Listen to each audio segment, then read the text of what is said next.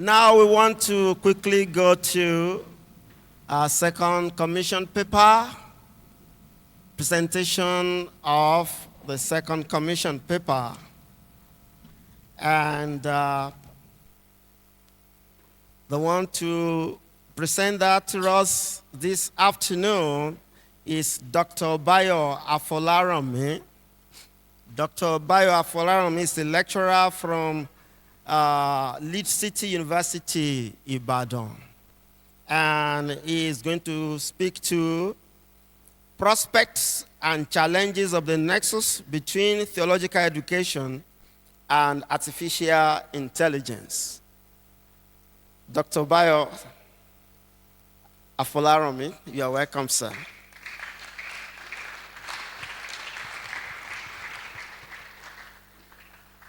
Thank you, sir.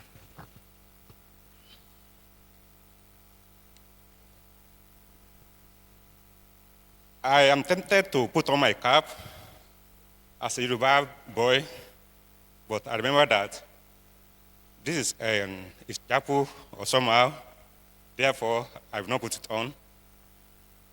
I give God all the praises, all the glory, all the honor for this great opportunity given me to stand before you. Having come here for 2 missionary journeys in 1988, 1999, and 2007-2009.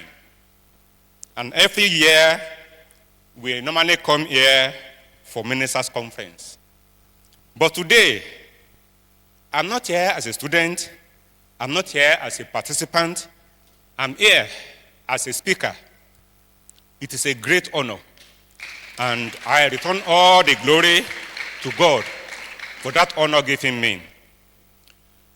I thank the organizers of this conference for counting me worthy to be here today to lead our thought on a topic that I will introduce, or that has been introduced to us, that I will stay reintroduced. I recognize the presence of the president of the seminary. Our seminary, your seminary, Reverend Professor Ayenkeye. I salute, sir. I salute Reverend Professor Olusola Ayobremi. Thank you, ma. Reverend Professor Sayo Oladejo, and other senior lecturers, colleagues in ministries, students, and everyone here. I recognize all of you, and I thank you for giving me this opportunity to stand before you this afternoon to lead our thought. When the acting dove will interpret the theme for this conference, their focus mainly was on AI. And I wonder, is AI only the digital reality that we have today? But if we have to face the reality, one of the foremost digital reality that we have today is artificial intelligence, AI. And that's why the title of the commission paper that I'm presenting this afternoon is Prospects and Challenges of the Nexus between Theological Education and Artificial Intelligence, especially in theological institutions in Nigeria. The first commission paper presenter has helped me to delve into the biblical foundation and the historical foundation of theological education. Therefore, I will not waste much time on that. In my paper, I have the necessity of theological education and the history of theological education, especially here in Nigeria. From the beginning of the early missionaries in the 19th century to the modern era of this 21st century. In fact, in my paper, I identify 5 stages of theological education development in Nigeria. Because there is no way I will address this topic and not go into one of the variables in the work, theological education. But I will not waste much time on giving details about the history of the development of theological education in Nigeria. That will be found in my paper that will be soon published. The world we find ourselves today is not the world that was in place in 1898 when the Nigerian Baptist Theological Seminary, Ogbomoso, was founded. In fact, it was not the world that was in place when I came for my first missionary journey in 1998, or when I came for my second missionary journey in 2007. The world that we find ourselves today is what I refer to as global digital world. Because digital technology has transformed the world that we are today from an analog one to a digital one. And the world that we find ourselves today has now become a global village where people can know, where people can see what is happening almost everywhere. I want to believe that this conference is streamed live, and people all over the world are watching us as we are holding this conference today. That was not the case 20, 30 years ago. This is the reality that we find ourselves, where things are no longer in secret, where things are known almost instantly. When internet came into being, people were skeptical, people were doubtful, people were thinking, should they adopt it? Should they adapt it? Should they use it? But in their skepticism, in their doubt, in their thinking, COVID-19 pandemic came to existence in the year 2020. And many people, many ministries, many pastors, many institutions that was skeptical about using digital technologies now embraced digital technologies. They embraced the internet, they embraced other forms of digital technologies. Even before COVID-19, e-learning and digital tools have become more recognized by people, by schools. I remember in 2001, when I first applied to Southwestern Baptist Theological Seminary, Fort Worth, Texas, I was given a physical form to fill. But the following year, because I could not get visa the first year, the following year when they will send the form to me again, it was a CD that was sent to me. Later, it was no longer physical form or CD. It is now online application. That was as far as 2005 that Southwestern Baptist Theological Seminary, Fort Worth, Texas, have been using digital technology to apply people. I don't know what we are still using in the seminary today, whether people are still obtaining physical form or they can now fill the form online. People are murmuring? Both? Good. I'm looking forward to a day when it will not be both, it will be only online application. That's my first challenge for the seminary this afternoon. The advent of artificial intelligence helped the internet and other digital tools to transform the world, to transform learning, to transform how people are delivering learning, how people are developing knowledge, and how students are learning in class. And many theological institutions are now adapting to this new media. Therefore, the aim of this paper is to explore the nexus between theological education and artificial intelligence, and to form a framework of prospects, challenges, and possibly give some recommendations about using AI in theological education. Since we are in a world that we cannot do away with AI and the internet, since we are in a world that we cannot do away with digital reality that we find ourselves in, we have to look at the prospects of this digital age that we find ourselves, especially AI. How we can incorporate AI into theological education. Scope of this study. As I've said, this study is to form a framework of prospects, challenges, and consideration of using AI in theological education. And I am focusing mainly on theological educators and administrators, including students.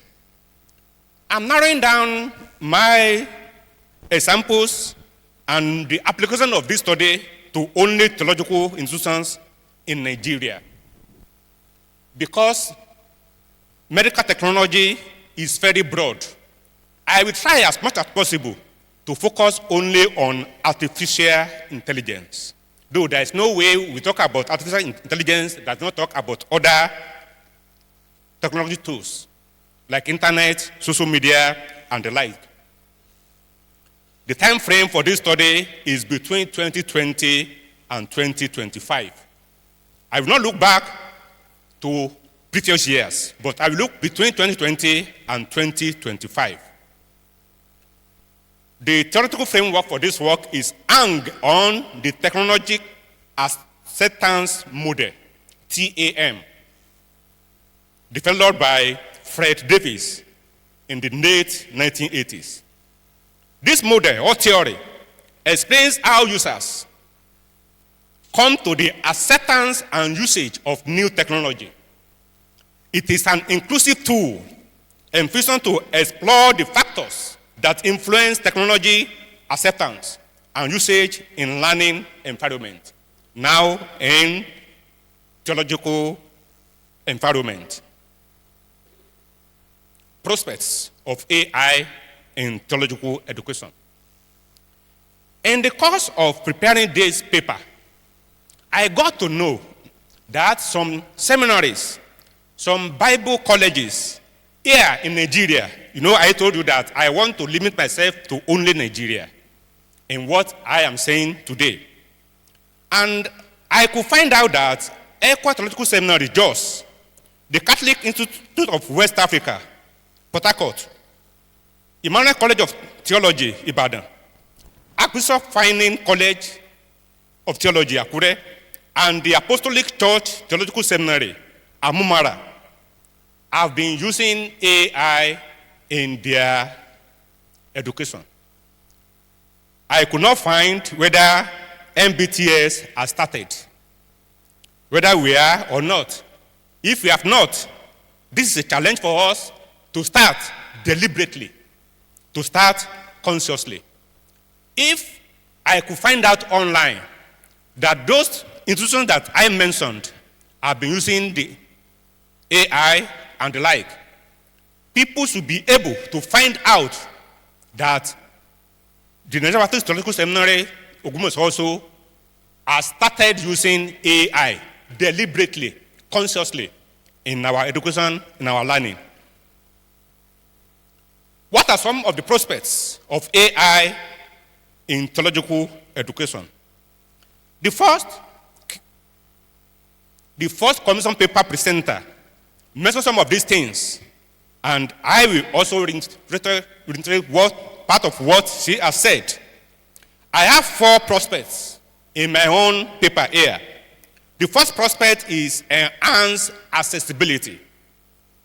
AI is now enhancing access to knowledge, to materials, to things that we found difficult to have access to in the olden days.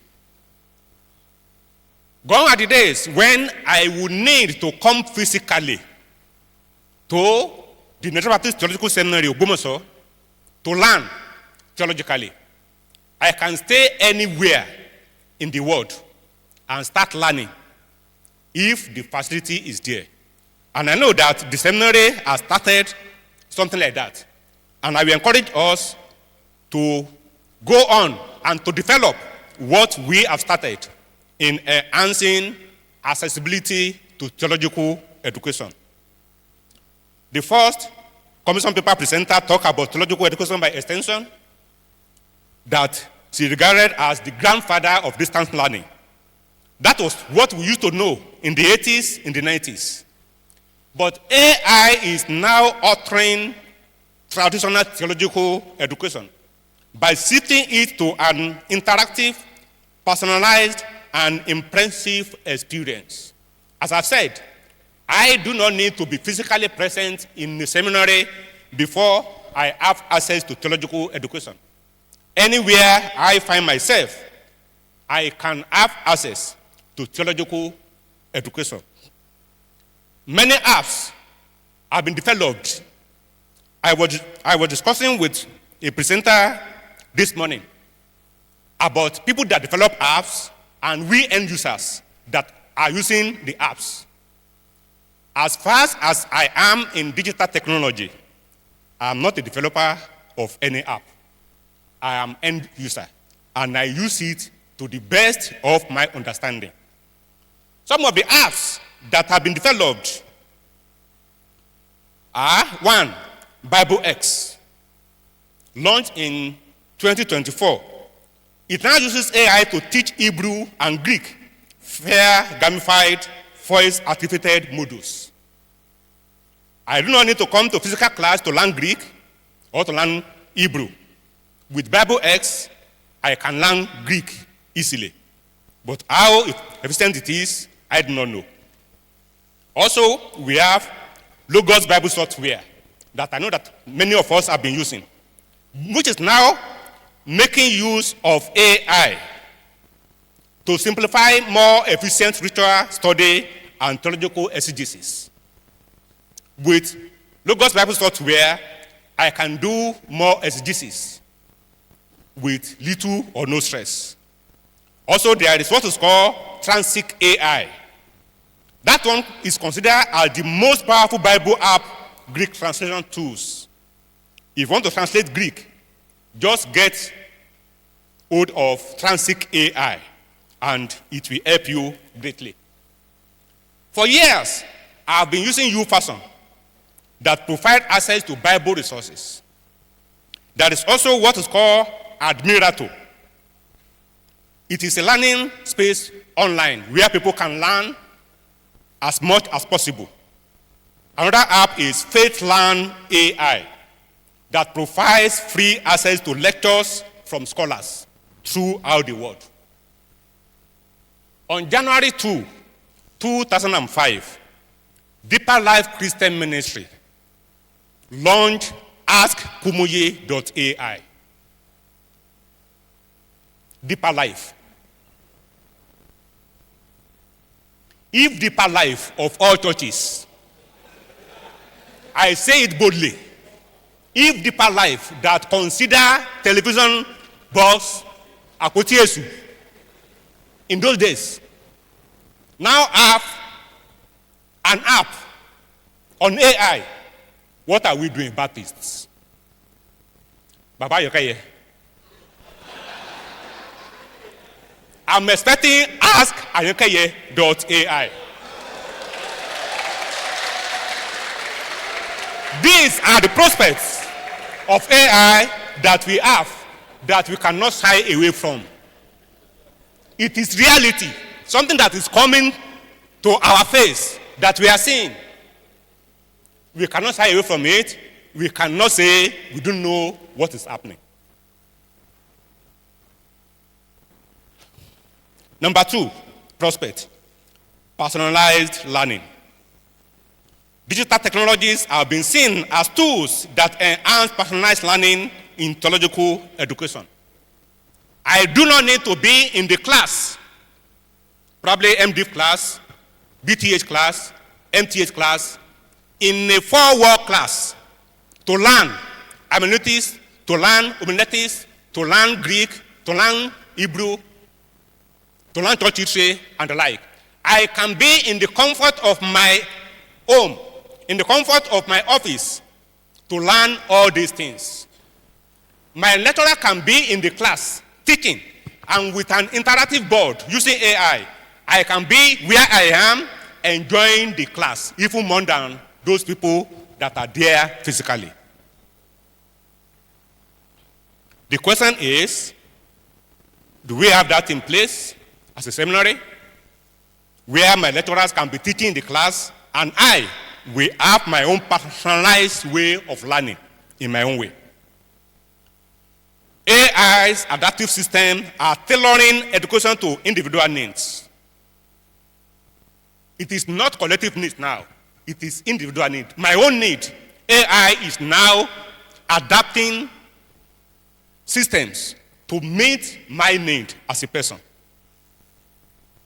And related to this, AI is now meeting different categories of theological students. Gone are the days when only people that come for theological education are illiterates, people who did not have any education background.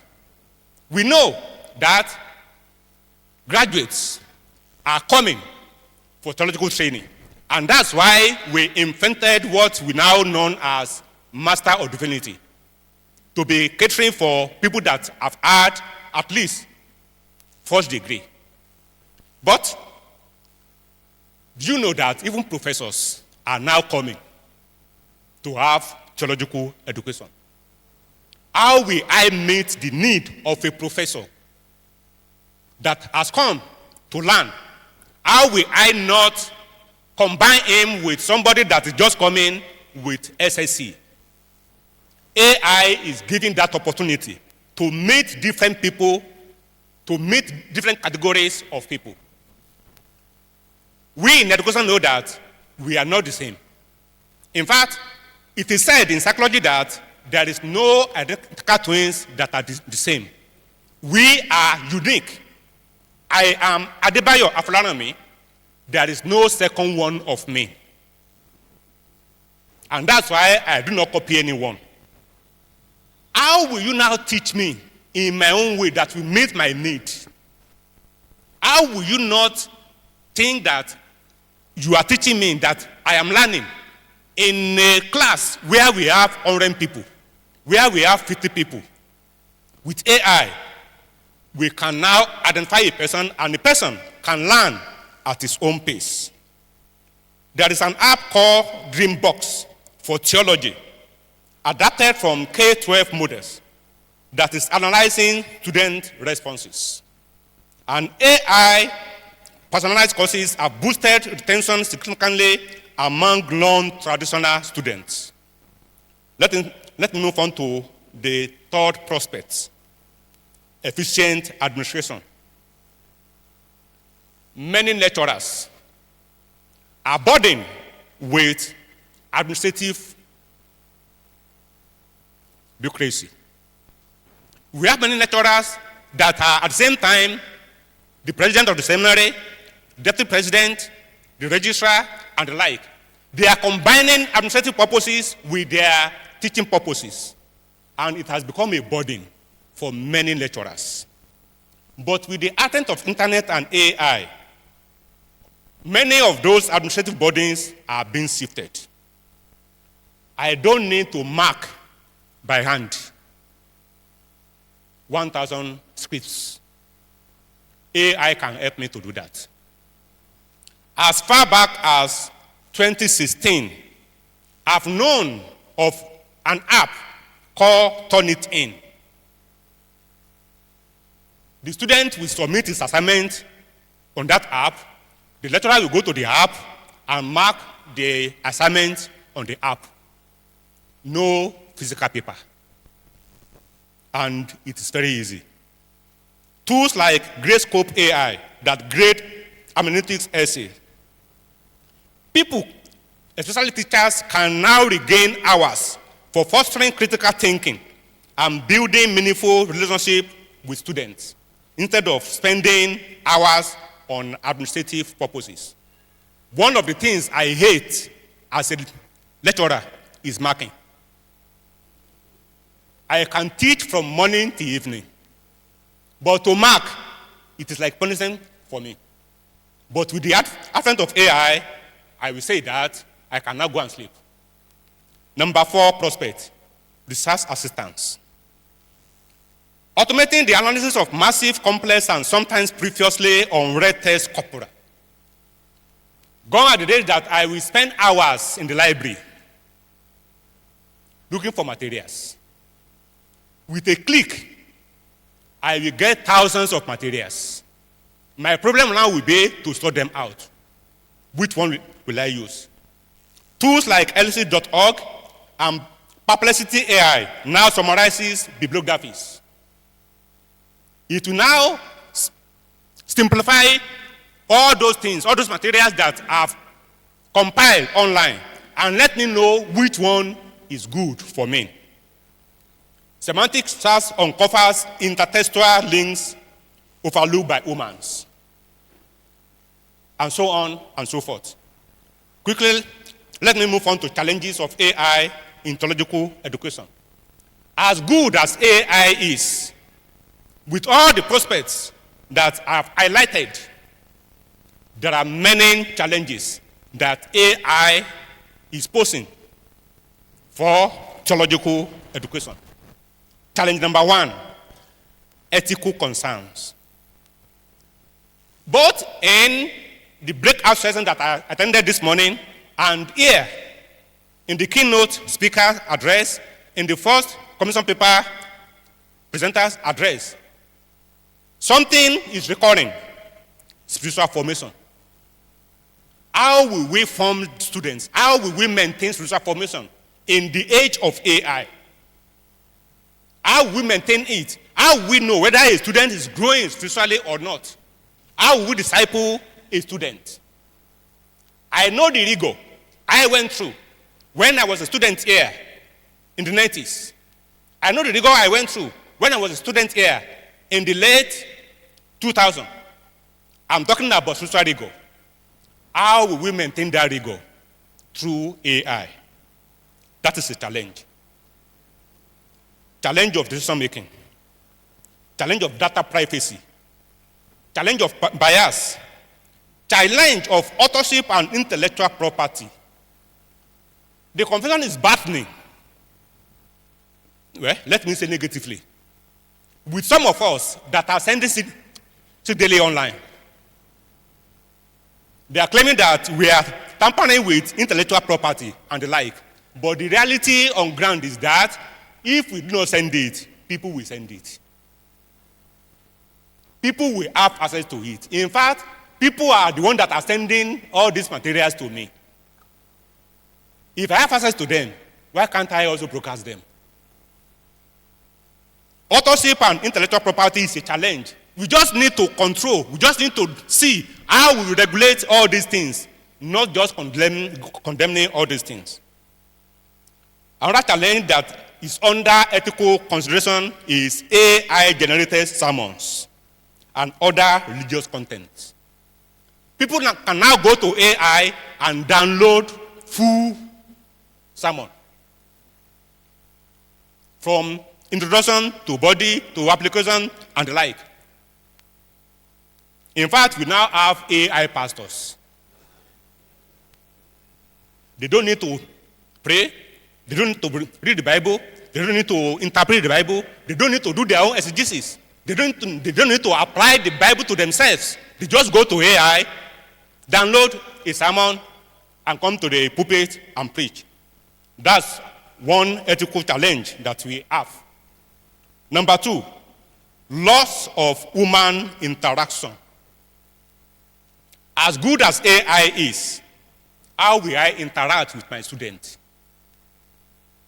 I know the interaction that I had when I was having my theological education both at Ekwa Theological Seminary, Bayo, and here in Nigerian Theological Seminary, Ogbomoso. How will students that are learning digitally enjoy that human interaction? How will I know as a lecturer that my student is growing visually? That falls to formation that we talk about the other time. Number B, under number 2, is AI screen-mediated learning that is risking isolating students. We are here as social beings that God has created us. We are social. We are relating. But if we embrace AI, how will we socialize? How will we interact socially? AI diminishes the inspiration of the Holy Spirit. Whether you are teaching through AI or you are preaching through AI, is it the Holy Spirit that is inspiring you or AI? That is the question. A challenge that AI is posing. And AI may cause disconnection from spiritual leaders and the followers. As a leader, I may not have that connection, that bond that I'm supposed to have with my followers, with my learners, because of the distant learning or AI learning that we are talking about. Number 3, theological implications. AI is disrupting many core doctrines that we have. Right from Genesis chapter 1, we see man as being created in the image of God. But AI is now contesting that.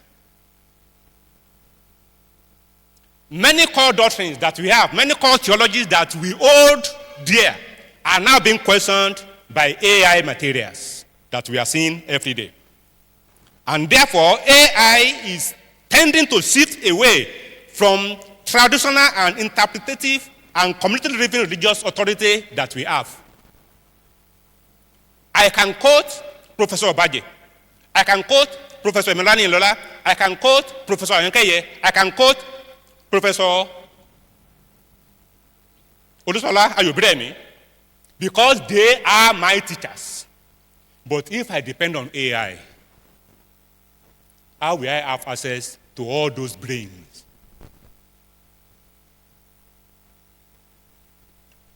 The issue of divine interaction also falters when we are using AI. Let me move to number 4 challenge. Technical limitations. And the first technical limitation we have here, or that I have in my own note, is what I call Nigerian factors. You saw the experience we had when the keynote speaker was about to present in the morning.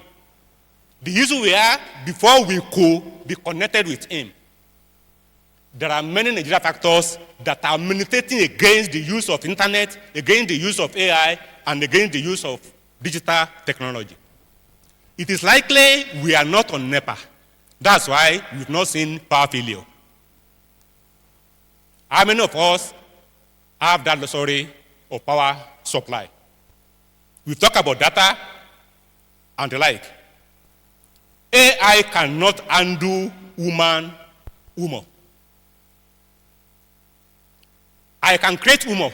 I can make you laugh and the like. AI cannot do that. In fact, I will say that AI is not emotional.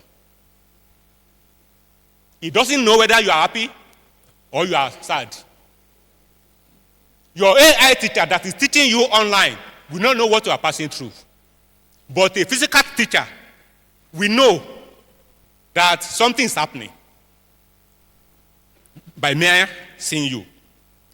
The accuracy of AI Bible translation and interpretation is questioned.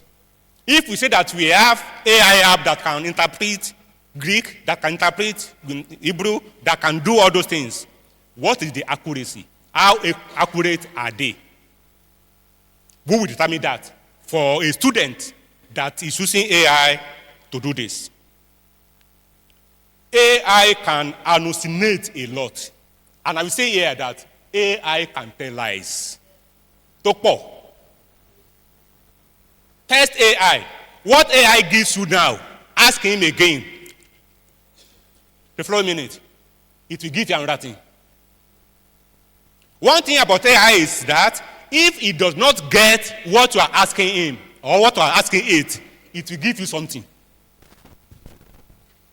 That is a problem. That's a challenge that people have with AI. And that's why you have to cross-check when you are using AI. I'm coming to that in my recommendation. Under technical limitation, another thing is data scarcity in non-English and no-resource languages like Yoruba, Igbo, Hausa, Efik, and the like. AI is good. It can give you anything, many things in English. Ask it in Yoruba. I don't know if anyone has tried it. If AI will give you answer, you try it. Okay? There is data scarcity in non-English, no-resource languages like that. Now, before I conclude, what are my recommendations?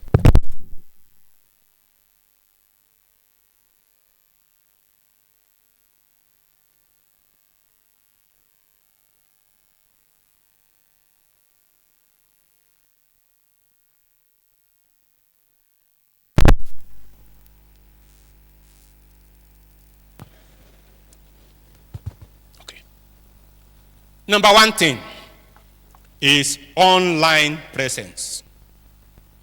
If AI has come to stay, as I will conclude, I prefer to first read my conclusion, my recommendation before reading my conclusion. If AI has come to stay, if we are facing this reality of AI, then we must not be left behind. As far back as 2002, 24 years ago, I have determined that this Internet of a thing that has come, I will be part of those people that people will be reading his work on the Internet. If people are posting junks on the Internet, I will post the Word of God. I will post something edifying. And that's how I created my Internet ministry. To date, every day, I posted something online. And when I came fully into the academics, I said that my academic papers will not rot away in libraries, will not rot away just in the offices of some people. My papers will be available online. This is a challenge to the seminary. Ogbomoso Journal of Theology, is it online? I have not found it. I look for it, sir. I didn't get sir. Motibo.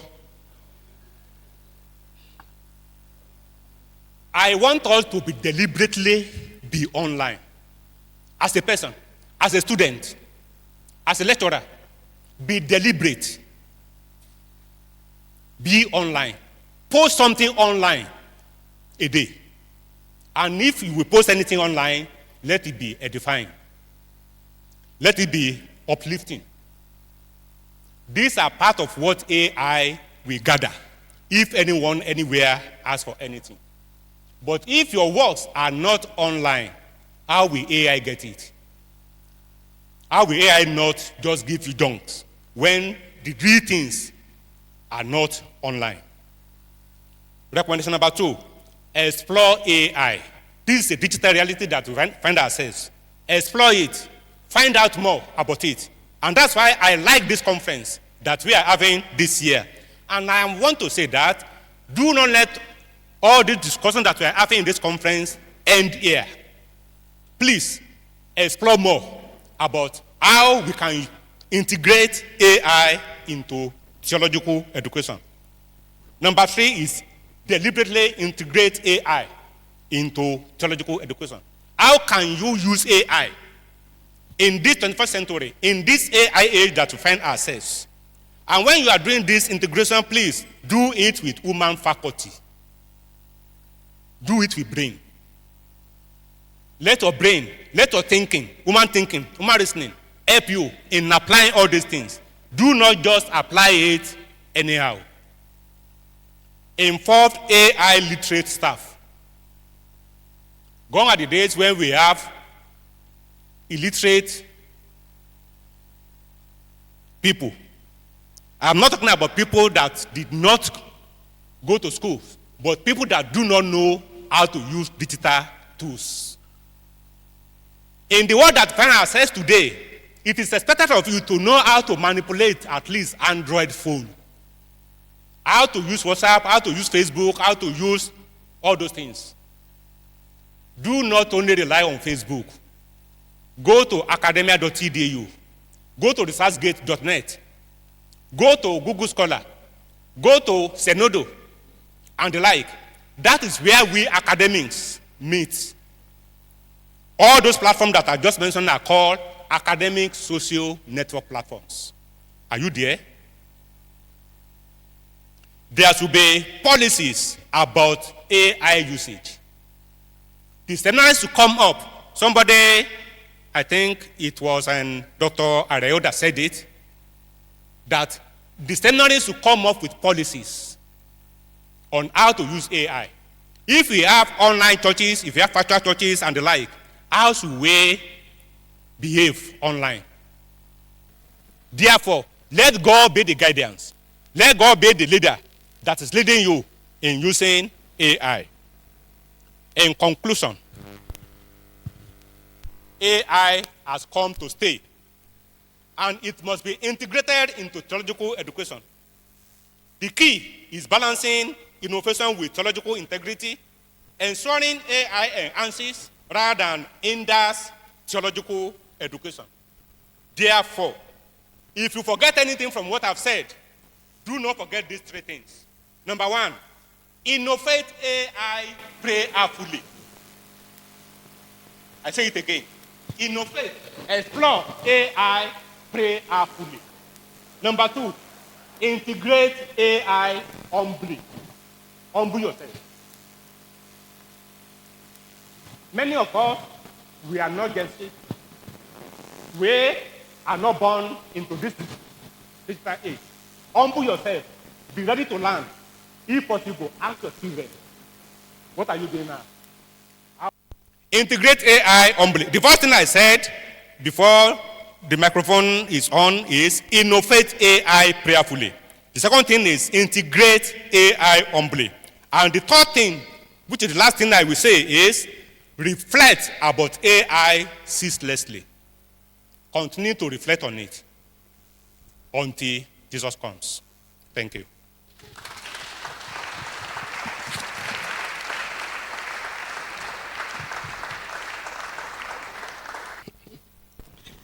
Thank you very much, Dr. Bayo Afolaranmi. I think we have to clap again in appreciation.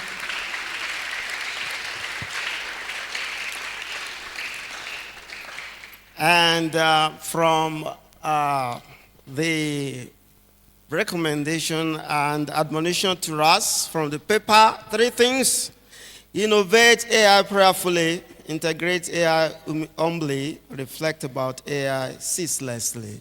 He has given us the prospects of AI and also the challenges of AI. If we have questions, observations, please let's signify if we want to respond.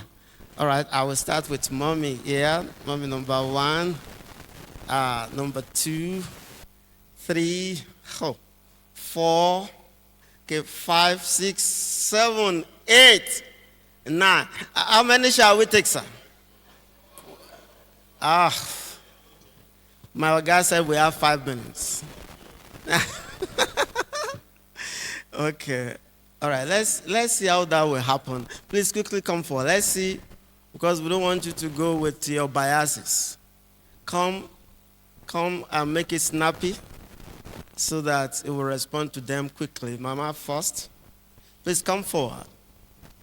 We have just 5 minutes for all of us and for him to respond to either questions or observations. I'd like to thank Dr. Bayo Afolaranmi for your resilience and commitment to AI, technology, and like things over the years. It's quite impressive. Now, one of the things that gives me concern is that when we have something we want to make people know about, we tend to not give room for the transition of people from point 1 to point 2, from point A to point B. So my challenge, which is, well, a challenge and contribution, is that can we have a kind of step-by-step transitioning from using things in the traditional model to using them more technologically, digitally, transitioning to use of AI for people, and also specific guidelines on the use of AI. Yes, policies, institutions can make policies, but I believe that those who have gone ahead to use these things should be the ones to project, to give examples, to give suggestions that can we have these as guidelines, and then they can be thought about. Then let me jump some of them. Yes, so materials to help people navigate. Then in terms of content not changing, I just want to add that part of our content will need to be changed in the sense that we'll need to add a dimension to it. Take, for instance, a course like Principles and Dynamics of Teaching. Many of the things we've been teaching before about face-to-face teaching, online teaching, we need to add a topic on teaching online, teaching digitally, using visual aids online, and so on. So I would say that while we are not actually changing the whole content, we need to start thinking outside the box to add something that will take care of the digital realities. Thank you. Thank you, my second person. Please, Okay, thank you very much, sir, for the Dr. presentation. Bayo, are you noting them? Thank you. Okay, thank you very much, sir, for the presentation. So from your presentation, you make emphasis persistently and consistently on the prospect of AI. And the way you spoke, I began doubting on the existence of this physical place, these persons seated here and classrooms coming together. In the next 30 years or 50 years, I'm thinking that this place may not be existing again. Because you said any person anywhere can access theological studies anywhere. So my question is, how will you uphold this place in the next 50 years with the use of AI that we can access anywhere? Because the way you emphasize on that prospect, I was afraid. I'm really afraid. Okay. Then, secondly, in our group presentation in the chapel, you said something about the last comment you made was, let me paraphrase, let's allow our children use Android phone freely. So with the dangers, I see Android phone like a medication with warning. Keep all medicine out of reach of children. That's how I see Android phone. So with the warnings, with the dangers that this Android phone and this gadget pose to our sight, to our children, will you still maintain that comment? Let children use Android phone freely. Okay. Thank you, sir. Okay. Yes, next person. My question is on the challenges, some of the challenges you mentioned in your presentation, that AI disrupt core doctrines. My own concern is, how do we engage AI in a productive manner in such a way that the doctrine will not be watered down, especially Christian doctrine will still be safeguarded. Okay, thank you. Next person. Thank you very much for a wonderful presentation. Please, sir, I would like you to throw more light on your last recommendation or conclusion, where you say we should reflect on AI ceaselessly. I'm having problem with that word ceaselessly. How do we do that? How do I do that? Thank you. I just want to make a recommendation that based on what Dr. Afolaranmi just mentioned, I think there should be a course that will be included in the Theological Seminary that we need to teach about what we are talking about. There should be a course so that they'll be able to use it ethically. And also, I believe all students should be computer literate. If anybody is not computer literate, I don't think you will be able to get what we are saying, because you must be computer literate. If not, you have not started. All right, thank you, sir.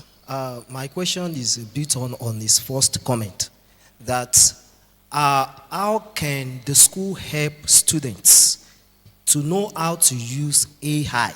Can we have a practical approach to the use of AI to write papers or for review? Can we have a practical class? Take, for example, I planted 3 trees beside our house, and then my children wanted to be playing with it. The Holy Spirit cautioned me, don't scare them away from it. Teach them what to do with it. Then I told them, you have to water it. Now they are the one watering those trees. Let's have a practical sections on how we can use the AI. Then secondly, sir, presently the school subscribed to Grammarly. And for every of our papers, we have percentage of plagiarism. Now, is AI going to have another percentage, or is it replacing or in addition? So what do we do now? Thank you. All right, thank you, sir. Let me just quickly run through my questions. I have 4. Number 1, recent data has shown that the Gen Z generation are more brilliant but less intelligent than the previous generation. And they will be the first generation to be like that. And part of the course is familiarization with tools that put comfort over process. So how can this be, what's your take on this? Then the second thing is the major shock that I see with the use of AI is the fact that it makes people almost become more lazy. So is there a not lazy way to use AI? So if there's a word like that, is there a not lazy way to use AI? Because the most common culture shock about AI is the fact that it brings laziness. The third question is when viruses came in technology, antiviruses came in. So part of the measures that can work well with AI are AI checkers and anti-AI tools and all.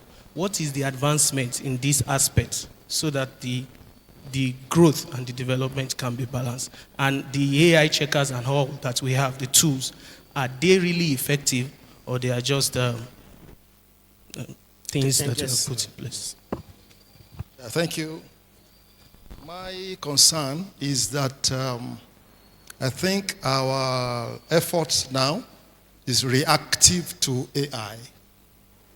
What should we do for the emergence? I think this is an emergence of digital. As an institution, can we work out the future? This is AI now. What is the next after AI? What should we do? Should we only wait to always react to development? What can we do as an institution, as a denomination, to forestall reacting? All right, thank you, sir. We've being gotten your creative. question. Thank you. Thank you. Yes, Dr. Bayo, please come forward. He may not be able to respond to everything because of time, but just try a little. And Thank you, sir. Thank you, all of you, for your questions. At least I can jot 13 points from all what you have asked. Let me start from number 1 that I have my own jotting here. Transition from a stage of using one technology to another. I don't know when we will transit, because every day modern technology is evolving. 10 years ago, 20 years ago, you will see how computer metamorphosed to what it is today. If you look at history of computer, I learned that computer used to be a big something before it now becomes something like this. And before you say, another thing has come up. We were battling with the use of computer, with the use of technology, with the use of internet 10 years ago. Before now, we have AI.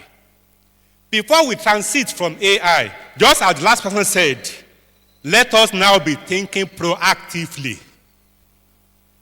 to how we respond to the world that we find ourselves, where we are living in now. Something is coming that will be more than AI. I don't know when it will come.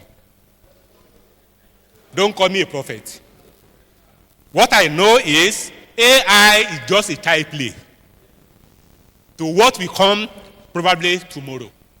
So I want us to respond to all these things proactively. Don't let us wait till this thing comes before we will now be thinking of what to do with them. Content and methodologies. The course you refer to, if you look at it, it is a methodology course. Principles and dynamics of teaching. It is not like hermeneutics. It is not like homiletics. I don't think we can change the content of homiletics. How we interpret the Bible is still the same to date. And it will continue to be, no matter what AI is giving me.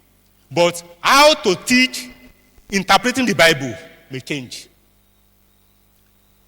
We have many courses that has to do with how to teach, how to do things, and the like. Those courses may change. But those that have to do with content, doing things itself, I do not think they have to change.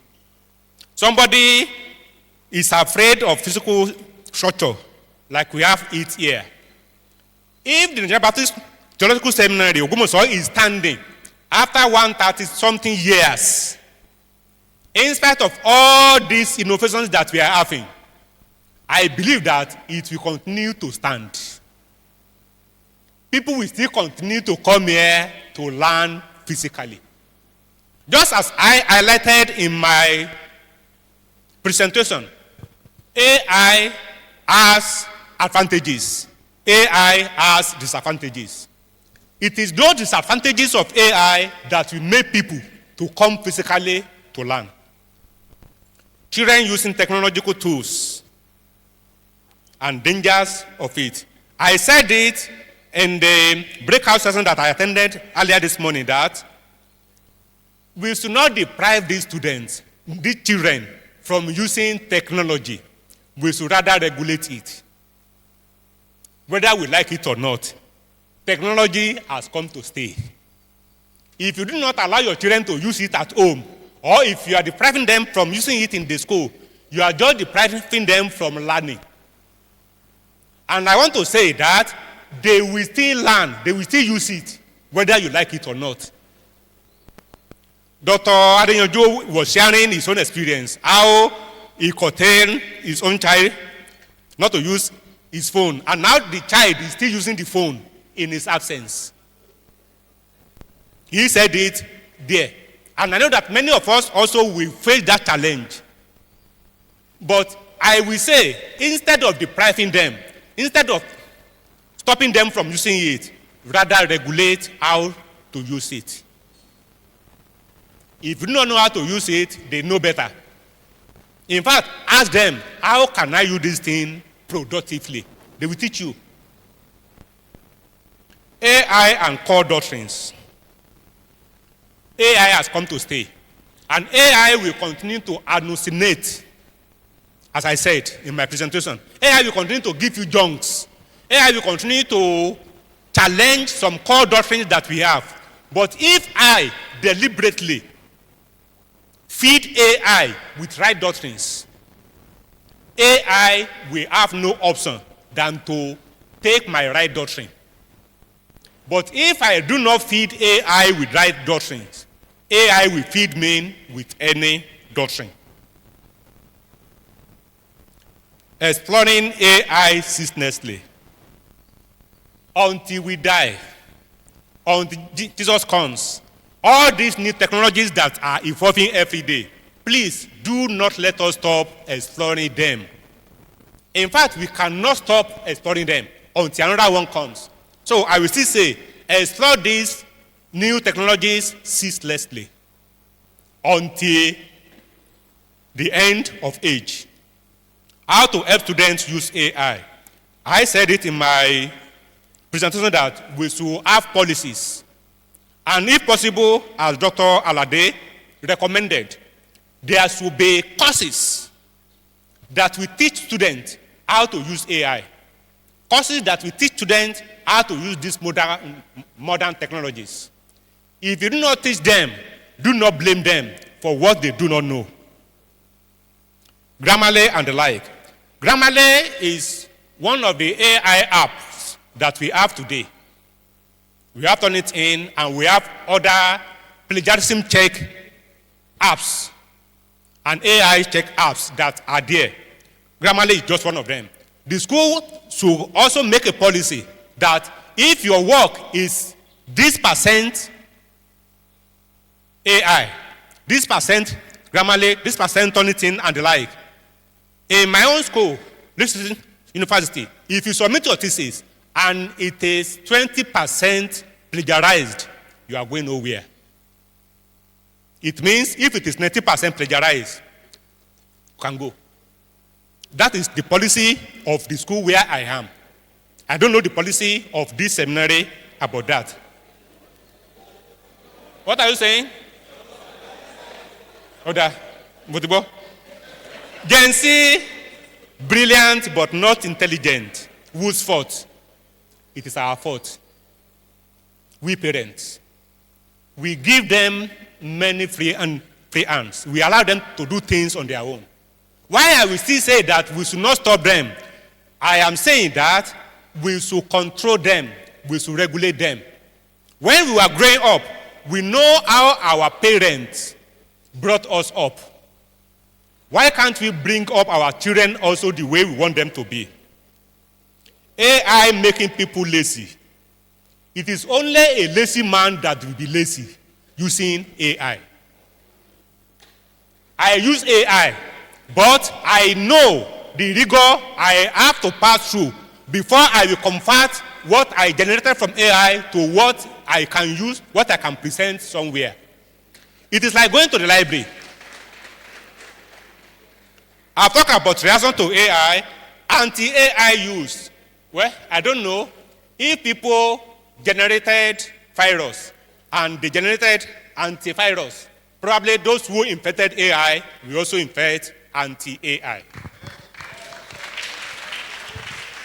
Thank you very much. Please, let's clap for him again.